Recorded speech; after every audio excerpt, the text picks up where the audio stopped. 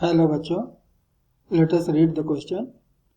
A body of mass m1 is connected with another body of mass m2 with a massless string and pulled with force F. Find the acceleration of the system and tension in the string. तो इस question का जो की concept है, की concept यह है second law of motion. Second law of motion.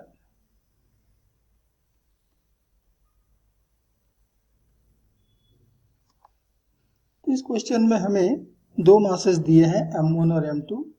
दोनों के दोनों एक मासलेस स्ट्रिंग से कनेक्टेड हैं और इन्हें एक फोर्स F से पुल किया जा रहा है.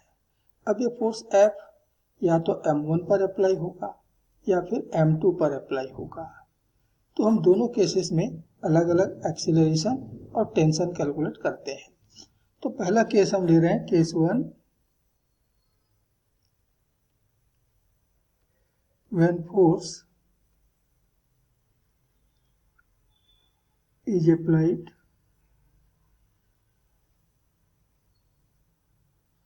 on the mass m1,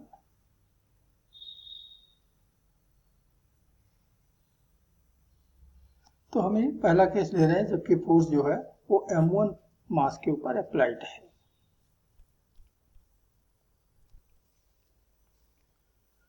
तो ये हमारा मास m1, इसी पर फोर्स अप्लाई हुआ है F और ये कनेक्टेड है दूसरे मास m2 से एक मासलेस स्ट्रिंग से. इस स्ट्रिंग में मान लीजिए कि टेंशन आ रही है T. ये टेंशन याद रखिएगा दोनों मासेस के लिए अपोजिट डायरेक्शन में होते हैं. m1 के लिए होगा लेफ्ट की तरफ, m2 के लिए होगा राइट की तरफ, क्योंकि टेंशन हमेशा पुल करता है, वो कभी पुश नहीं करता. तो टेंशन जो है m2 को पुल करेगा तो राइट की तरफ लगेगा, टेंशन T m1 को पुल करेगा तो लेफ्ट की तरफ लगेगा. तो दोनों के लिए टेंशन सेम है लेकिन डायरेक्शन उनकी ठीक अपोजिट होगी. ये भी मान लेते हैं कि पूरा का पूरा सिस्टम जो है वो एक्सेलरेशन से एक्सेलरेट हो रहा है. तो एक सिस्टम में जितने भी बॉडीज होते हैं, भले ही वो कनेक्टेड हों, आपस में कांटेक्ट में हो, जैसे भी हो, हम हर एक बॉडी को एक फ्री बॉडी मान के चलते हैं और हर एक बॉडी का जो मोशन होगा वो केवल उस पर अप्लाई होने वाले फोर्सेस ही डिसाइड करते हैं. तो m1 और m2 को हम फ्री बॉडी मानते हुए एक डायग्राम बनाते हैं, इसको हम कहते हैं फ्री बॉडी डायग्राम. तो इस प्रॉब्लम का और ऐसी सभी प्रॉब्लम का हम सबसे पहले फ्री बॉडी डायग्राम बना लेते हैं. तो फ्री बॉडी डायग्राम, इसमें हम अलग अलग बॉडीज को बिल्कुल सेपरेट मानते हैं, एक दूसरे से इंडिपेंडेंट मानते हैं और उनके ऊपर कौन कौन से फोर्सेस लगे हैं, उसका एक्सेलरेशन कितना है और एक्सेलरेशन किस डायरेक्शन में है, ये सारी बातें हम इस डायग्राम में सेपरेटली शो करते हैं.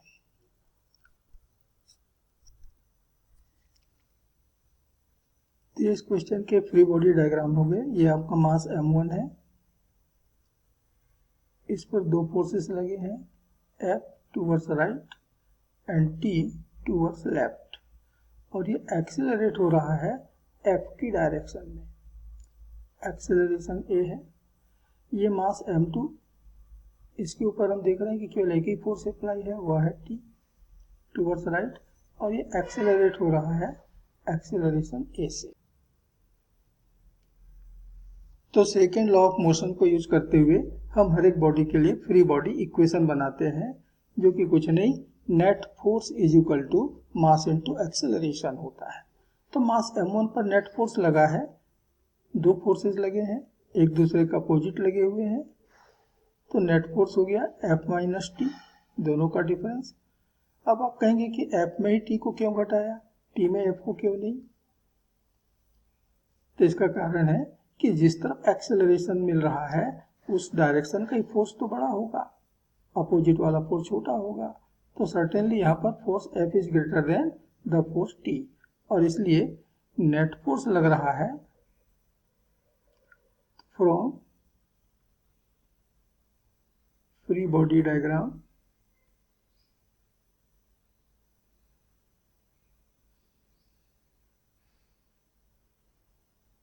पहले मास के लिए मिल गया F minus T is equal to the mass into acceleration, net force is equal to mass into acceleration. और दूसरे बॉडी के लिए मिल गया, यहाँ पर तो नेट फोर्स केवल टी है, is equal to mass into acceleration. ये दो इक्वेशन हमको मिल गए यहाँ पर, equation number 1 from first body, equation number 2 from second body. इनको कहते हैं फ्री बॉडी इक्वेशंस। इनको सॉल्व करके हम t और a की वैल्यू अलग अलग कैलकुलेट कर सकते हैं। तो इसके लिए हम दोनों इक्वेशन का सम निकाल दें, सीधे सीधे जोड़ दें। तो ये माइनस टी और ये प्लस टी कैंसिल, तो लेफ्ट में बच गया केवल f और राइट में मैंने a को कॉमन ले लिया, तो आ गया m1 plus m2 and therefore acceleration of the system a is equal to f upon m1 plus m2। ये हमारे सिस्टम का एक्सेलरेशन होगा। आप गौर करें तो F तो अप्लाइड फोर्स है, अर्थात ये जो एक्सेलरेशन है वो स्ट्रिंग के टेंसर पर डिपेंड नहीं करता, केवल अप्लाइड फोर्स पर डिपेंड कर रहा है और डिपेंड कर रहा है total mass of the system. System में टोटल कितना मास है, बस यहाँ से। तो एक्सेलरेशन कैलकुलेट करने के लिए हमें फ्री बॉडी डायग्राम बनाने की ज़रूरत नहीं है, हमें फ्री बॉडी इक्वेशंस बनाने की ज़रूरत नहीं है, केवल अप्लाइड फोर्स और टोटल मास वहाँ से लेकर के हम एक्सेलरेशन बतला सकते हैं। हाँ, लेकिन टेंशन के लिए हमको इक्वेशन बनाने पड़ेंगे। तो फ्रॉम इक्वेशन 2 हम ये वैल्यू इक्वेशन 2 में रखने जा रहे हैं। तो इक्वेशन 2 है t is equal to m2 into a, और a की वैल्यू हमको मिला है f upon m1 plus m2। So this is tension in the string. तो case 2, when force is applied on the mass m2, तो हमारा system हो गया मास m1 और इधर मास m2। अब जो फोर्स है वो मास m2 के ऊपर अप्लाई है, और मान लेते हैं कि हमारे स्ट्रिंग में जो टेंशन आ रहा है वो t डैश हो गया है और एक्सेलरेशन मान लेते हैं a डैश है। तो फिर से सिस्टम का फ्री बॉडी डायग्राम ड्रॉ करते हैं।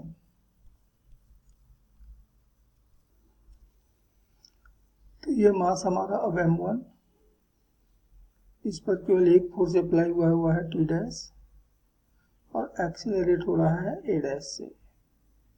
ये हमारा मास m2, इसके ऊपर फोर्स अप्लाई हुआ है राइट में f और लेफ्ट में t डैश, लेकिन एक्सेलरेट हो रहा है ये f की तरफ a डैश से। तो दोनों मासेस के लिए फ्री बॉडी इक्वेशंस बनाए। तो m1 के लिए अब हमको मिल रहा है t1 dash t dash the net force is equal to mass into acceleration m1 a dash, और दूसरे के लिए मिल रहा है f minus T dash is equal to again mass m2 into acceleration a dash. अब हम फिर से इन दोनों इक्वेशन का सम निकालें, तो plus T dash minus T dash तो कैंसिल हो गया। यहाँ पर मान लें कि इक्वेशन 3 है, ये इक्वेशन 4। तो लेफ्ट में हमको मिल रहा है f, राइट में a डैश फिर common m1 plus m2, and therefore the acceleration a dash is f upon m1 plus m2। तो एक्सेलरेशन तो सेम मिला, उतना ही जितना कि पहले मिला था। तो एक्सेलरेशन a डैश की है वैल्यू अब हम इक्वेशन 3 में रख लें। तो फ्रॉम इक्वेशन 3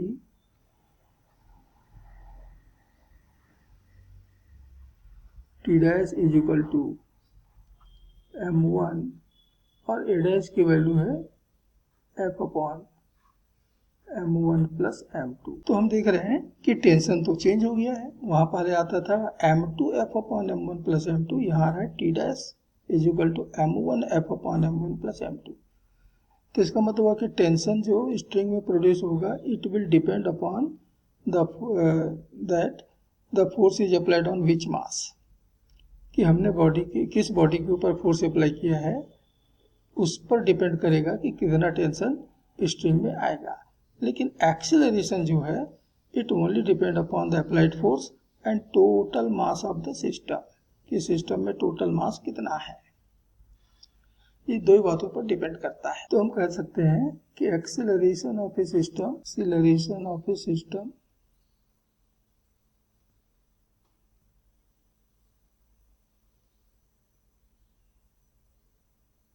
ए बराबर मिलता है अप्लाइड फोर्स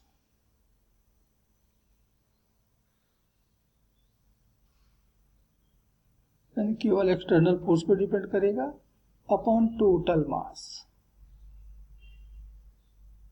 उस सिस्टम में टोटल कितना मास है इस बात पर डिपेंड करेगा। Hope you understood it well. Best of luck.